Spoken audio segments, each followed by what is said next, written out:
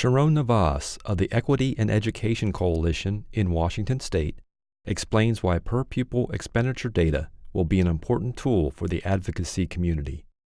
I think the advocate organizations in Washington State are really looking forward to the data being available, because the data that's available right now is really, really bad for Washington. And I'm just talking for Washington. So, currently we have an average sort of give or take $1,000 of how much we know we're spending per pupil. So that doesn't really tell us anything. We know that there are school buildings that are not getting a lot of money, but that's all coming from research that private citizens are doing and putting through a lot of their time and effort into making sure that they know what that looks like. It's not coming from the state, and it's definitely not coming from the school district. We have over 25 different accounting systems in Washington State, so digging through that becomes a nightmare.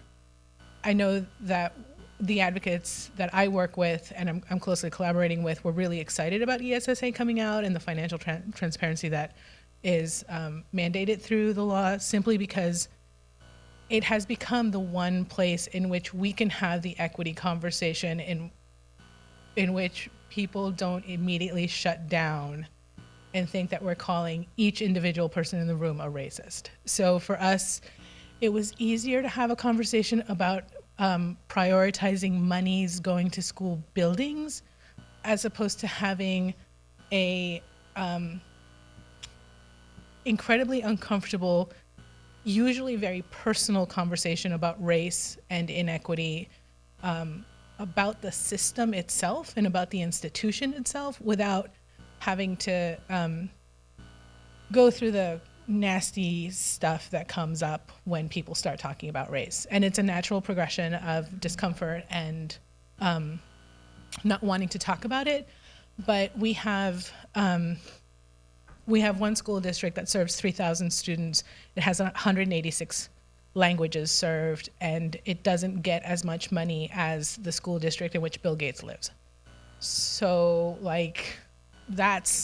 it's easier to conceptualize inequity when we're talking about dollars.